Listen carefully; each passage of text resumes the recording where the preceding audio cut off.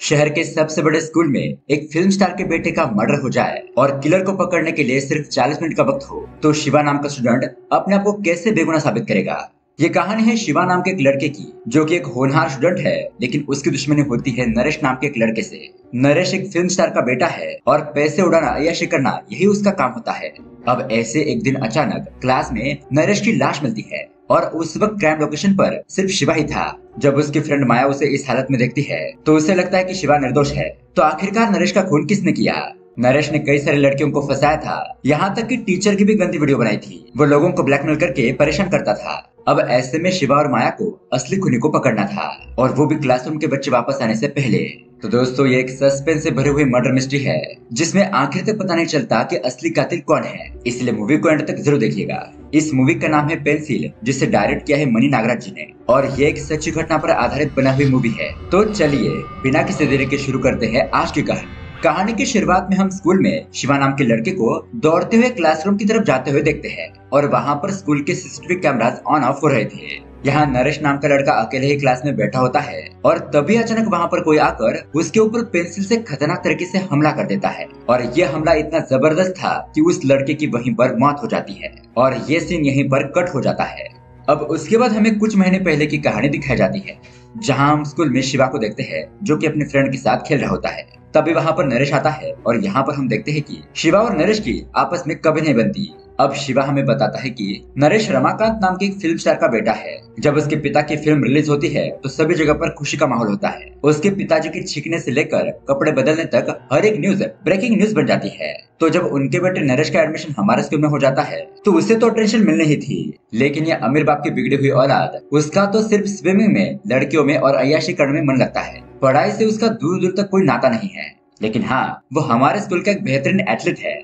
फिर यहाँ पर शिवा अपने बारे में बताता है। वो एक मिडिल क्लास फैमिली से बिलोंग करता है और उसके पिताजी बैंक में काम करते हैं। शिवा कहता है कि मैं अच्छे तरीके से पढ़ाई करके एक साइंटिस्ट बनना चाहता हूँ, और फिलहाल जो मार्स पर खोज चल रही है उसी फील्ड में मैं कुछ करना चाहता हूँ। लेकिन यहाँ क्लास में हो या फिर बाहर, हमेशा मेरे और उस नरेश के बीच में छोटी मोटी लड़ाइयाँ होती रहती है।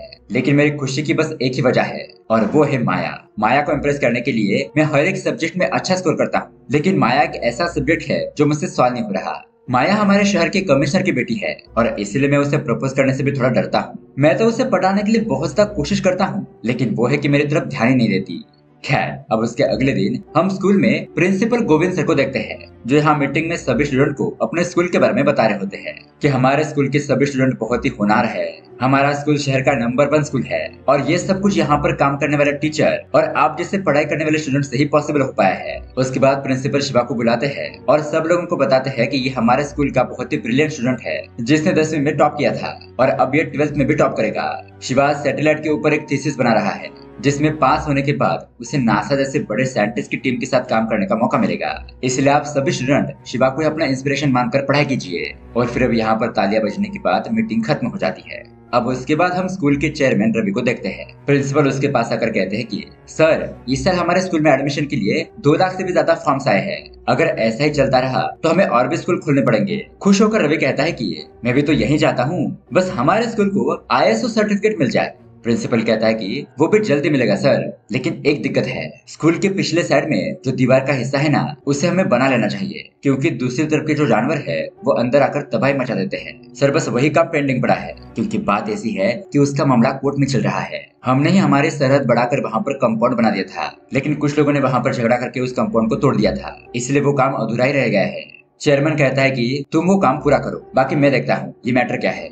अब यहाँ दूसरी तरफ शिवा माया को पटाने में लगा होता है। उसका दोस्त विजय उसे कहता है कि अरे माया को तो किताबें पढ़ना बहुत ज्यादा पसंद है ना, तो तू उसे कोई रोमांटिक किताब दे, या फिर रोमांटिक किताब के बारे में बातचीत करना शुरू कर दे। डेविड बॉन्स वो बहुत ही रोमांटिक किताब लिखते हैं। फिर क्या था, शिवा कुछ रोमांटिक किताबें उठाकर लाइब्रेरी में जाता है और वहाँ पर बहाना बनाकर माया से बातचीत करने की कोशिश करता है। कहता है कि क्या तुम भी रोमांटिक किताबें पढ़ती हो डेविड जॉन्स की? उनकी राइटिंग क्या कमाल की है ना, जिसे पढ़कर बहुत ही रोमांटिक फील होता है। तो माया उसे कहती है कि लेकिन डेविड जॉन्स ने क्रिकेट छोड़कर किताबें कब से लिखना शुरू कर दिया? और हाँ, आगे से किताबें पढ़ते वक्त राइटर का नाम ध्यान से पढ़ना। वो रोमांटिक किताबें लिखने वाले मिशेल जॉन्स है, डेविड जॉन्स नहीं। मतलब कि दोस्तों, यहाँ पर शिवा का पोपट हो जाता है। अब यहाँ दूसरी तरफ हम प्रिंसिपल की केबिन में एक दूसरे स्कूल के टीचर को देखते हैं। वो टीचर बच्चों को फिजिक्स पढ़ाते हैं। प्रिंसिपल उन्हें कहता है कि आप जिस स्कूल में फिजिक्स पढ़ाते हैं वहाँ का रिजल्ट 100% है, हमारे स्कूल में केमिस्ट्री, मैथ, बायोलॉजी इस सब्जेक्ट के बेस्ट टीचर है, लेकिन कोई फिजिक्स अच्छी तरीके से पढ़ाने वाला नहीं है। आप उस स्कूल को छोड़कर हमारे यहाँ पर पढ़ाई करने के लिए आ जाइए। मैं आपको 50,000 रुपए एडवांस दूंगा और 1 लाख रुपए हर महीने की तनख्वाह दूंगा। तो वो टीचर कहते हैं कि मैं उस स्कूल के साथ गद्दारी नहीं कर सकता। तो प्रिंसिपल कहता है कि आप घर जाइए, अपने पत्नी के साथ अच्छे से बातचीत कीजिए और सोच विचार करके बाद में आप मुझे अपना फैसला सुनाना, और मैं आपको कितना पैसा ऑफर कर रहा हूँ ये बात थोड़ा ध्यान में रखना। अब उसके बाद हम यहाँ पर उसी स्कूल में पढ़ाने वाले नंदिनी मैडम और श्रीधर सर को देखते हैं। इन दोनों का चक्कर चल रहा होता है। नंदिनी श्रीधर को कॉल करके कहती है कि क्या हम शाम को कहीं घूमने के लिए चले? तो श्रीधर उसे कहता है कि घूमने के लिए नहीं, शाम को तुम यहीं पर आ जाओ, मैं तुम्हें एक सरप्राइज दूंगा। तो श्रीधर सर ने नंदिनी मैडम को स्विमिंग पूल के पास बुलाया था। अब यहाँ पर सभी बच्चे प्रैक्टिस करने के बाद चले जाते हैं। शाम हो जाती है और नंदिनी वहाँ पर आ जाती है। तो श्रीधर उसके साथ थोड़ा सा रोमांटिक होने लगता है। और फिर क्या था, ये दोनों चेंजिंग रूम के अंदर जाकर रोमांस वगैरह करते हैं। और फिर उनके वहाँ से चले जाने के बाद आधी रात को स्कूल में नरेश अपने साथ उसकी स्कूल में काम करने वाले एक आदमी को लेकर आता है। वो यहाँ पर चेंजिंग रूम के अंदर जाता है क्योंकि उस आदमी के पास स्कूल के हर एक रूम की चाबी थी। नरेश उसे चाबी लेकर चेंजिंग रूम के अंदर जाता है और तभी वहाँ पर एक लाइट डिवाइस के पीछे नरेश ने एक कैमरा फिट किया था और यहाँ से वो लड़कियों की न्यूड वीडियो रिकॉर्ड करके उन्हें ब्लैकमेल करता था। लेकिन दोस्तों इस बार तो उस डिवाइस में टीचर नंदिनी और श्रीधर सर का कांड रिकॉर्ड हो गया था और यहाँ चेंजिंग रूम में छुपकर नरेश ने कैमरा फिट किया था। ये बात किसी को भी पता नहीं थी। अब इसके अगले दिन हम नरेश और उसके फ्रेंड घनश्याम को स्विमिंग पूल के अंदर देखते हैं। घनश्याम यहाँ पर नरेश को कहता है कि हर बार मैं 1-2 मार्क से पीछे रह जाता हूँ और शिवा का पहला नंबर आने की वजह से सब लोग उसे ही जानते हैं। सेकंड नंबर वाले को कोई नहीं जानता। किसी भी हालत में मैं भी फर्स्ट आना चाहता हूँ, लेकिन उस शिवा का क्या करूँ समझ नहीं आ रहा। तो अब यहाँ पर अपने फ्रेंड की बात सुनकर नरेश उसे कहता है कि तू चिंता मत कर, अगली बार तू ही फर्स्ट आएगा। उसके बाद नरेश नंदिनी मैडम के पास आता है और वो चेंजिंग रूम वाली वीडियो दिखाकर ब्लैकमेल करते हुए कहता है कि अगली बार शिवा नहीं है बल्कि मेरा दोस्त घनश्याम फर्स्ट आना चाहिए। अगर ऐसा नहीं हुआ तो ये वीडियो मैं वायरल कर दूंगा। अब ये बात सुनकर नंदिनी बहुत ज्यादा घबरा जाती है और वो तुरंत ही कॉल करके इसके बारे में श्रीधर सर को भी बता देती है। श्रीधर उसे कहता है कि तुम टेंशन मत लो, वो लड़का कुछ नहीं करेगा, मैं उसे देखता हूँ। अब उसके बाद माया नोटिस बोर्ड पर कुछ पढ़ रही होती है तो वहाँ पर लिस्ट लगी होती है जिन्होंने स्कूल की फीस अभी तक नहीं भरी और उसमें से माया की फ्रेंड सौम्या का भी नाम होता है। तो वही माया पास ही में सौम्या को देखती है जो बहुत ज्यादा दुखी होकर रो रही थी। वो कुछ टेंशन में आकर स्कूल के टेरेस के ऊपर जाती है खुदकुशी करने के लिए, लेकिन माया उसे देख लेती है और उसके पीछे पीछे जाकर अपने दोस्त सौम्या को बचा लेती है। वो उससे पूछती है कि तुम ये सब कुछ क्यों कर रही हो और तुमने फीस क्यों नहीं भरी। तभी सौम्या के हाथ में एक चिट्ठी होती है। उससे पढ़ने के बाद माया को सब कुछ पता चल जाता है। सौम्या बताती है कि उस नरेश से मैंने दोस्ती की, मुझे लगा कि वो अच्छा लड़का है। धीरे धीरे उनकी मुलाकातें बढ़ने लगी और सौम्या उसके घर पर आती जाती रहती थी। कुछ दिनों के बाद उन दोनों में बहुत ही अच्छी दोस्ती हो गई और वो दोनों फिजिकल भी हो गए। लेकिन नरेश ने उस घटना की वीडियो रिकॉर्ड कर ली थी और उसी वीडियो को दिखाकर वो सौम्या को ब्लैकमेल करने लगा। उसने सौम्या से 50,000 रुपए मांगे। तो सौम्या ने स्कूल की फीस भरने के लिए जो पैसे रखे थे वो पैसे वो नरेश को दे देती है, वरना वो उसकी वीडियो वायरल कर देता। और अब वो उसे फिर से परेशान करने लगता है और पैसे मांग रहा था। स्कूल की कई सारी लड़कियों के साथ उसने ऐसा ही किया था। अब उसके अगले दिन क्लास खत्म होने के बाद नरेश सौम्या के पीछे जाने लगता है, लेकिन माया उसे रोकती है और कहती है कि आज के बाद से तुम सौम्या का पीछा छोड़ दो, वरना मैं तुम्हारी कंप्लेंट कर दूंगी और मेरे पिताजी कमिश्नर है, ये बात तुम जानते हो ना। अब यहाँ पर नरेश को गुस्सा आ रहा था, लेकिन वो कुछ नहीं कर पाता। मन में सोचता है कि वो इस माया को बहुत ही अच्छी तरीके से सबक सिखाएगा। अब उसके थोड़ी देर बाद हम देखते हैं नरेश अपने दोस्तों के साथ गार्डन में बातचीत कर रहा होता है तो उसके एक दोस्त के हाथ में चॉकलेट होती है। तो नरेश अपने दोस्तों के साथ मिलकर माया को सबक सिखाने की सोचता है। उसका दोस्त सैम कुछ लड़कियों को वहाँ पर बुलाकर उन्हें कहता है कि आज मेरा बर्थडे है और वो उन्हें चॉकलेट देता है। बर्थडे की खुशी में वो उनसे हाथ मिलाता है, हक करता है और तभी वहाँ से माया जा रही थी तो वो माया को भी बुलाता है। अब जैसे ही माया सैम को हक करने वाली थी तो यहाँ पर नरेश का प्लान था कि वो उसकी वीडियो बना लेगा, लेकिन तभी वहाँ पर शिवा ये सब कुछ देख लेता है और जब माया सैम को हैप्पी बर्थडे विश करने के लिए जाती है तो तभी शिवा उसे धक्का दे देता है। अब ये देखकर माया उल्टा शिवा को ही डांटकर वहाँ से चली जाती है। शिवा उसे समझाने की कोशिश करता है कि मैंने ये सब कुछ तुम्हारे भलाई के लिए किया है, नरेश तुम्हारे साथ गलत करना चाहता है, लेकिन वो तो उसकी कोई भी बात नहीं मानती। लेकिन दोस्तों हमारे शिवा ने ठान लिया था कि माया उससे कितनी भी नाराज हो जाए वो एक न एक दिन उसे पटाकर ही रहेगा। अब उसके अगले दिन केमिस्ट्री लैब में सभी स्टूडेंट मिलकर कुछ एक्सपेरिमेंट कर रहे थे। अब नरेश चुपके से वहाँ पर आकर टेबल पर रखा हुआ लिक्विड बदल देता है जिससे कि बहुत बड़ा केमिकल रिएक्शन हो सकता था, लेकिन तभी वहाँ पर ये सब कुछ शिवा देख लेता है और माया जब उस टेबल पर आती है और केमिकल का रिएक्शन करने ही वाली थी तो शिवा उस केमिकल को नीचे फेंक देता है और माया को बचा लेता है। अब ये सभी लोग देखते हैं जब वो केमिकल रिएक्शन होता है तो वहाँ पर एसिड बन गया था अगर माया को वहाँ से नहीं हटाया जाता तो उसके हाथ जल सकते थे। अब उसके बाद हम प्रिंसिपल के केबिन में देखते हैं। यहाँ प्रिंसिपल शेखर सर को डांटने लगता है। कहता है कि आपकी क्लास में ऐसी घटना हुई कैसे। शेखर कहता है कि सर ये सब कुछ उस नरेश ने जानबूझकर किया है माया को तकलीफ पहुंचाने के लिए। प्रिंसिपल पूछता है कि तुम्हारे पास इस बात का क्या सबूत है जो तुम बच्चों पर ऐसे ही इल्जाम लगा रहे हो, और वो एक फिल्म स्टार का बेटा है, उसकी वजह से हमारे स्कूल को बहुत ज्यादा फेम मिला है, तुम उसे इस सब में मत घसीटो। इस तरह से प्रिंसिपल भी उस नरेश की गलतियों को पर्दा डालते रहता है। अब उसके अगले दिन उनके स्कूल में स्विमिंग का कंपटीशन होता है। अब यहाँ पर सभी लोग तैयारी कर रहे होते हैं, तभी अचानक स्कूल का एक लड़का बेहोश होकर गिर जाता है। उस लड़के के मुंह से झाग भी निकल रहा था। तुरंत ही उस लड़के को एम्बुलेंस में डालकर हॉस्पिटल ले जाया जाता है, और एक सर कहते हैं कि धूप बहुत ज्यादा होने की वजह से वो लड़का बेहोश हो गया होगा, आप लोग ज्यादा चिंता मत कीजिए। लेकिन ये सब कुछ देखकर माया को थोड़ा डाउट होता है। वो वहाँ पर देखती है तो उस लड़के ने कोल्ड ड्रिंक और समोसा खाया था। उसके बाद हम इंस्पेक्टर को चेयरमैन के केबिन में देखते हैं। वो कहता है कि उस बच्चे को फूड पॉइजनिंग हुआ है। आपकी कैंटीन में ऐसा क्या बन रहा है कि आप वहाँ पर लो बजट सामान यूज कर रहे हैं जिसका बच्चों पर बुरा असर पड़ रहा है। अब प्रिंसिपल यहाँ पर इस बात को संभालने की कोशिश करता है। कहता है कि नहीं, हम तो बच्चों को फ्रेड फूड ही देते हैं, पता नहीं उस बच्चे को क्या हो गया। अब इस बात को दबाने के लिए चेयरमैन पुलिस ऑफिसर को बहुत ही अच्छे खासे पैसे देता है। अब उसके अगले सीन में हम देखते हैं नंदिनी टीचर सभी लोगों के लिखे हुए पेपर और उनके मार्क्स बता रही होती है। तब यहाँ पर शिवा के बारे आती है और मैडम कहती है कि शिवा को मिले हैं 95%। सभी लोग तालियां बजाने लगते हैं। उसके बाद मैडम लास्ट में घनश्याम को बुलाती है और कहती है कि कांग्रेचुलेशन, तुम्हें 97 मार्क्स मिले हैं। अब ये देखकर शिवा टीचर से कहता है कि मैडम आपकी टोटल करने में कोई गलती हुई होगी। इस बात पर नंदिनी भड़क जाती है। कहती है कि मुझसे कोई गलती नहीं हुई है, चलो जाओ तुम अपनी जगह पर जाकर बैठो। और दोस्तों ये बात सभी स्टूडेंट को बहुत ही अजीब लगती है, लेकिन हमें तो पता था नरेश के दबाव में आकर नंदिनी मैडम ने यह सब कुछ किया था। क्लास खत्म होने के बाद नंदिनी श्रीधर को कॉल करके बताती है कि आज वो लड़का मेरे क्लासरूम के बच्चों के मार्क्स बदलने के लिए मेरे ऊपर दबाव डाल रहा है। उस वीडियो के नाम पर कल वो मुझसे कुछ भी करवा सकता है। मुझे तो बहुत ज्यादा डर लग रहा है। अब श्रीधर उसे समझाता है कि तुम टेंशन मत लो, मैं देखता हूँ। लेकिन अब यहाँ पर नंदिनी उससे नाराज हो जाती है। उसके बाद हम देखते हैं दूसरे स्कूल में पढ़ाने वाले वो फिजिक्स की टीचर प्रिंसिपल से मिलने के लिए आते हैं। कहते हैं कि मैं आपके स्कूल में पढ़ाने के लिए तैयार हूँ, और प्रिंसिपल खुश हो जाता है। अब यहाँ इस तरफ क्लास में श्रीधर सर पढ़ा रहे होते हैं। तभी नरेश का फोन लेकर उसका एक दोस्त गेम खेलने लगता है। श्रीधर सर ये सब कुछ देख लेते हैं और फोन को छीन लेते हैं। कहते हैं कि मेरे क्लास में गेम खेल रहे हो, चलो जाओ, कल तुम अपने पेरेंट्स को लेकर आना, तभी तुम्हें तुम्हारा मोबाइल मिलेगा। लेकिन यहाँ पर नरेश तो तुरंत ही उस फोन को छीन लेता है। कहता है कि ये फोन तो मेरा है और वो गेम मैं नहीं खेल रहा था, इसलिए आप मेरे फोन को नहीं ले सकते। अब श्रीधर सर को नरेश के ऊपर पहले से गुस्सा था ही, तो वो नरेश की कॉलर पकड़कर क्लास से उसे बाहर निकालता है। कहता है कि मैं तुझे बताता हूँ कि मैं क्या कर सकता हूँ। लेकिन तभी वहाँ पर प्रिंसिपल और बाकी के टीचर आ जाते हैं। प्रिंसिपल यहाँ पर फिर से श्रीधर सर को ही डांटने लगता है कि आपको तो बच्चों को ऐसे मारना नहीं चाहिए। श्रीधर बताता है कि सर ये क्लास में गेम खेल रहा था, लेकिन फिर भी प्रिंसिपल कहता है कि गेम ही खेल रहा था ना, तो आपको बच्चों को शांति से समझाना चाहिए, ना कि इसे मारना चाहिए। मतलब कि प्रिंसिपल यहाँ पर फिर से नरेश की गलतियों पर पर्दा डालने की कोशिश कर रहा था। और फिर प्रिंसिपल नरेश को भी एक बार वार्निंग दे देता है। लेकिन ये घमंडी नरेश किसकी कहाँ सुनने वाला था, वो तो वहाँ से गुस्से से चला जाता है। अब उसके बाद एक दूसरे क्लास में राजू नाम का एक लड़का आता है और कहता है कि सपना के पिताजी का एक्सीडेंट हो गया है, जल्दी से उसे हॉस्पिटल में बुलाया है। अब सपना अपने क्लासरूम के बाहर आती है और उस लड़के के साथ बाहर जाती है। सपना उसे पूछती है कि मेरे पिताजी किस हॉस्पिटल में है, तो वो लड़का कहता है कि ऐसा कुछ नहीं हुआ है, मैं तुम्हें बहुत ज्यादा पसंद करता हूँ और इसलिए यहाँ पर प्यार का इजहार करने के लिए आया हूँ। लेकिन दोस्तों सपना तो उसे थप्पड़ मारकर चली जाती है। उसके बाद यहाँ पर नरेश और उसके दोस्त आते हैं और उस राजू को घेर लेते हैं। उसे मारने पीटने लगते हैं और कहते हैं कि हमारे स्कूल की लड़कियां सिर्फ हमारे लिए है, बाहर के लड़के उन्हें पटा नहीं सकते।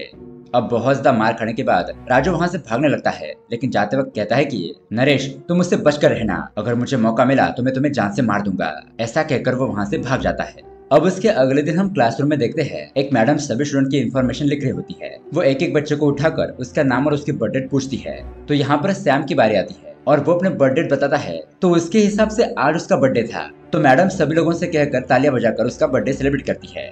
लेकिन ये देखकर माया को बहुत ज्यादा गुस्सा आता है, क्योंकि उस दिन सैम ने अपना बर्थडे ऐसा कहकर सब लोगों को चॉकलेट बांट रहा था और उसने ये सब कुछ गलत इंटेंशन से किया था। लेकिन उस वक्त शिवा ने उसे बचाने के लिए धक्का दिया था और मैं तो उसी के ऊपर गुस्सा हो गई। अब दोस्तों यहाँ से माया शिवा को पसंद करने लगती है। वो उसकी हर एक छोटी छोटी बात पर नजर रखती, उसे ऑब्जर्व करती और वो उसे हाय भी कहती है। और ये देखकर शिवा की तो खुशी का ठिकाना नहीं रहता, वो तो खुशी से पागल हो जाता है। अब यहाँ पर हम देखते हैं कि शिवा ने 2 साल से बहुत ज्यादा मेहनत करके अपनी स्पेसशिप की थीसिस कंप्लीट की थी। अब सारा रिसर्च का काम करने के बाद वो अपने थीसिस को लैब के एक जगह पर रख देता है। उसके बाद प्रिंसिपल सभी बच्चों को इकट्ठा करके मीटिंग बुलाते हैं। वहाँ पर बताते हैं कि हमारे स्कूल को ISO का सर्टिफिकेट मिलने वाला है, जिसके लिए हमारे स्कूल का इंस्पेक्शन करने के लिए एक मैडम आने वाली है। और एक खुशी की बात यह है कि हमारे स्कूल में पढ़ने वाला शिवा, उसने अपनी थीसिस कंप्लीट कर ली है। जल्दी हम उसे नासा को भेजेंगे और हमारे कॉलेज का और शिवा का नाम रोशन हो जाएगा। इसलिए शिवा का यहाँ पर सम्मान भी किया जाता है। फिर शिवा जब लाइन में आकर खड़ा हो जाता है तो पीछे से नरेश उसे कहता है कि लगता है तुम्हें अपने थीसिस की फिक्र नहीं है, तुम्हें उसे बहुत ज्यादा सेफली रखना चाहिए क्योंकि उससे कुछ भी हो सकता है। अब ये बात सुनकर शिवा घबरा जाता है और तुरंत ही दौड़कर लैब में जाता है, लेकिन तब तक उसने तैयार की हुई थीसिस पूरी तरीके से जल गई थी। ये देखकर शिवा को बहुत ज्यादा गुस्सा आता है। वो तुरंत ही नरेश के पास आता है और उसे मारने पीटने लगता है। नरेश वहां से भागने लगता है, लेकिन फिर भी शिवा उसका पीछा करता है। शिवा नरेश को एक जगह पर गिरा देता है और उसे बहुत ही बेरहमी से मारता है। कहता है कि मैंने तुम्हारा क्या बिगाड़ा था, तुमने मेरे 2 साल की मेहनत मिट्टी में मिला दी, मैं तुम्हें नहीं छोड़ूंगा। तभी वहाँ पर प्रिंसिपल और बाकी के टीचर भी आ जाते हैं और सिचुएशन को संभालने की कोशिश करते हैं। लेकिन अभी भी यहाँ पर प्रिंसिपल नरेश की गलतियों पर पर्दा डाल रहा था। वो कुछ भी बहाना बनाकर सब लोगों को यहाँ से भेज देता है। अब उसका अगला दिन होता है स्कूल के इंस्पेक्शन का, जहाँ पर राजश्री नाम की मैडम ISO की तरफ से स्कूल का इंस्पेक्शन करने के लिए आई होती है। प्रिंसिपल और बाकी के टीचर उनका स्वागत करते हैं और अपने स्कूल को दिखाने लगते हैं। यहाँ इस तरफ हम देखते हैं 12th क्लास के सभी स्टूडेंट बाहर गार्डन में पौधे लगाने का काम कर रहे थे। तभी वहाँ पर एक लड़का शिवा के पास आता है और उसे बताता है कि नरेश अपनी क्लास में अकेला ही बैठा हुआ है। अब ये बात सुनते ही शिवा दौड़ते हुए क्लास की तरफ जाने लगता है। माया भी उसे देखती है और वो भी उसके पीछे पीछे जाती है। अब क्लासरूम के अंदर जाने के बाद माया देखती है कि नरेश का मर्डर हो चुका है और उस जगह पर शिवा मौजूद है। उसके हाथ में पेंसिल भी है जिससे वार करके नरेश को मारा गया था। अब यहाँ पर शिवा घबरा जाता है और माया को देखकर कहता है कि मेरे ऊपर विश्वास करो, मैंने नरेश को नहीं मारा है, मैं सच कह रहा हूँ, मेरे यहाँ पर आने से पहले ये मर चुका था। अब माया उसे कहती है कि ठीक है, मैं तुम्हारे ऊपर विश्वास करती हूँ। अब माया के पिताजी तो थे कमिश्नर, इसलिए माया के अंदर भी इन्वेस्टिगेशन करने का टैलेंट था। अब दोस्तों यहाँ पर हमें नरेश के मर्डर के आधे घंटे पहले का सीन दिखाया जाता है। अब यहाँ पर बहुत सारी घटनाएं एक साथ ही हो रही थी। मतलब कि एक दूसरे स्कूल का अध्यक्ष यहाँ इस स्कूल के चेयरमैन रवि को कॉल करता है और कहता है कि तू मेरे स्कूल के टीचर को अपने यहाँ पर भर्ती करवा रहा है, ये तुमने अच्छा नहीं किया। इस स्कूल के बिजनेस में मैं बहुत ही पुराना खिलाड़ी हूँ, मुझे धोखा देकर तू ज्यादा पैसा कमाना चाहता है। अब देख मैं तेरा क्या हश्र करता हूँ, मैं तुम्हारे स्कूल को बदनाम कर दूंगा। ऐसा कहकर फोन रख देता है। और यहाँ पर स्कूल के अंदर जो लड़का सपना को प्रपोज करने के लिए आया था वो यहाँ स्कूल में अपने दोस्तों को लेकर आता है ताकि उस नरेश को मारपीट कर उसे सबक सिखा सके। तो ये लोग स्कूल के अंदर जाकर भेष बदल कर इधर उधर घूमने लगते हैं, मतलब कि नरेश को ढूंढने लगते हैं। अब यहाँ पर प्रिंसिपल राजेश्वरी मैडम को उनके स्कूल को कितने अवार्ड मिले हैं वो सब कुछ दिखाकर अपने स्कूल की तारीफ करने लगता है। उसके बाद हम उस दूसरे स्कूल को चलाने वाले आदमी को देखते हैं और वो भी यहाँ पर स्कूल के अंदर एंटर करता है। मतलब कि अब बहुत सारे अनजान लोग स्कूल के अंदर आ चुके थे और किसने नरेश को मारा था ये अभी तक पता नहीं चला था। अब यहाँ पर हम प्रेजेंट में आते हैं जहाँ पर नरेश का खून हो चुका था। अब माया उस क्राइम लोकेशन पर शिवा के फिंगरप्रिंट्स देखती है तो उससे लगता है कि अगर असली कातिल को नहीं पकड़ा गया तो शिवा को जेल जरूर होगी। वही पहले यहाँ पर आया था इसलिए वो ही इस केस में फंसेगा। इसलिए ये लोग असली कातिल को ढूंढने का फैसला करते हैं। अब उस जगह पर छानबीन करने पर उन्हें वहाँ पर एक वायर हेडफोन मिलते हैं जिससे माया को ये बात क्लिक होती है कि नरेश के गले में उसकी चेन भी है और उसके हाथ में उसकी घड़ी भी। और यहाँ पर ये हेडफोन मतलब कि जो भी आदमी था वो चोरी करने के इरादे से यहाँ पर नहीं आया था। जिसने भी नरेश को मारा है वो यहाँ पर बदला लेने के इरादे से आया था। शिवा कहता है कि इतने बड़े स्कूल में हम उस किलर को कैसे ढूंढेंगे।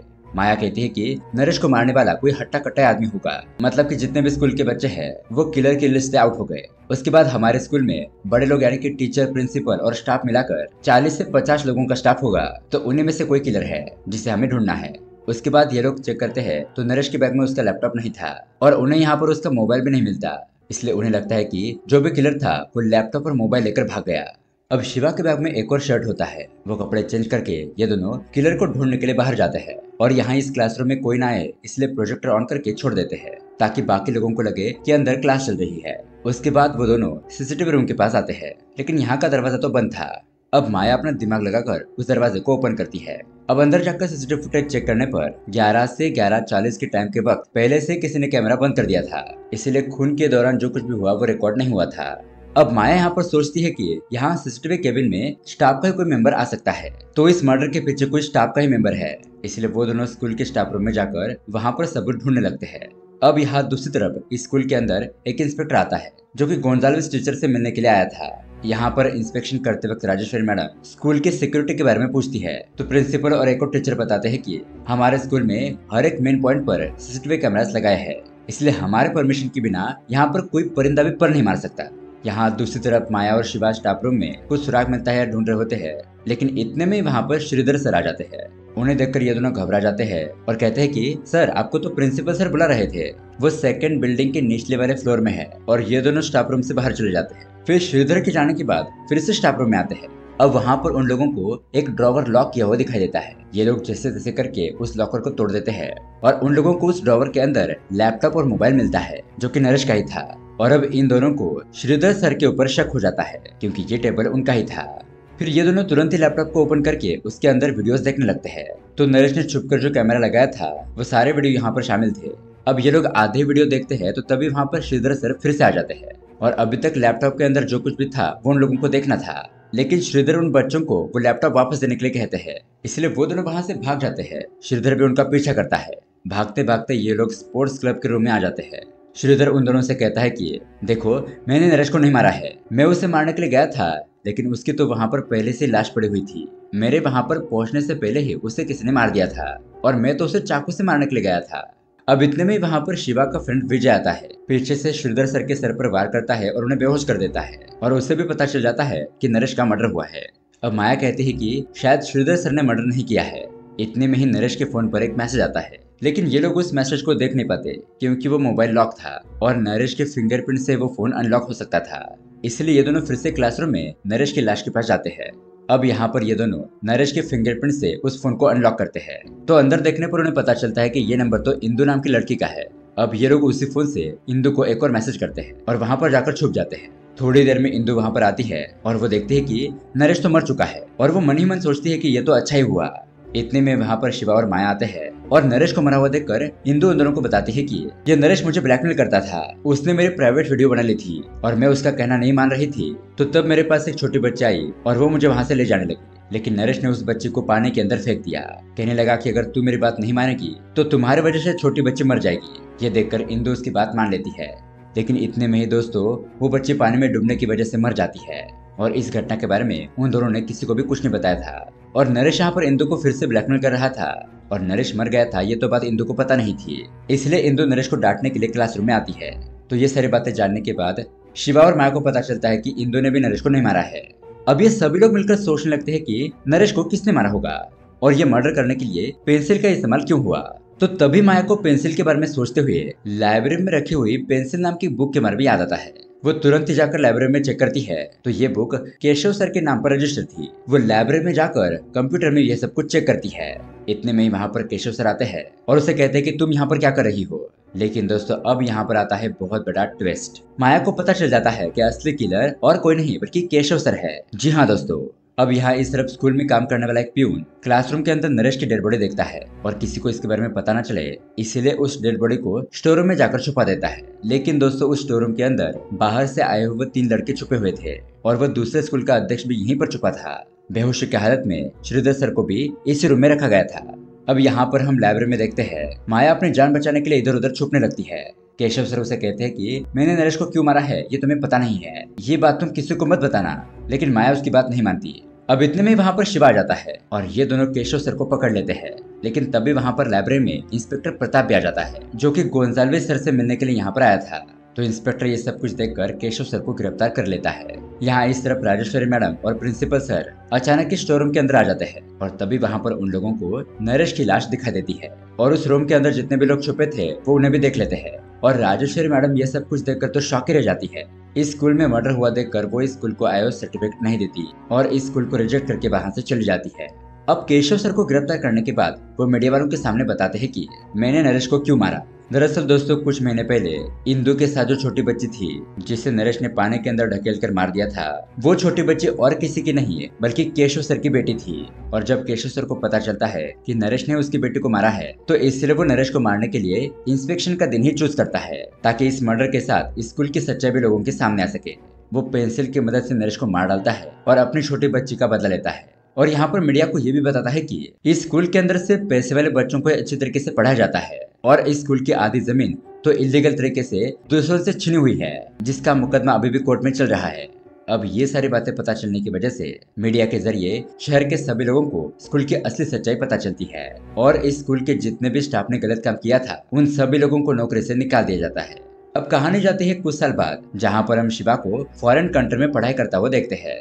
और वो यहाँ पर एक लड़की के साथ बातचीत कर रहा था। तभी वहाँ पर माया आती है, उसे डांटने लगती है और कहती है कि तुम उस लड़की से इतने प्यार से बात क्यों कर रहे थे। और माया को देखकर शिवा भी यहाँ पर हैरान हो जाता है और शिवा तुरंत ही जाकर माया को मनाने की कोशिश करता है। मतलब कि इन दोनों की लव स्टोरी शुरू हो गई थी। और दोस्तों इसी के साथ ये कहानी यहीं पर एंड हो जाती है। तो दोस्तों ये कहानी आपको कैसी लगी हमें कमेंट करके जरूर बताइएगा। साथ ही ऐसे ही अमेजिंग मूवी देखने के लिए हमारे चैनल को सब्सक्राइब जरूर कीजिए। मिलते हैं अगली वीडियो में। Thanks for watching.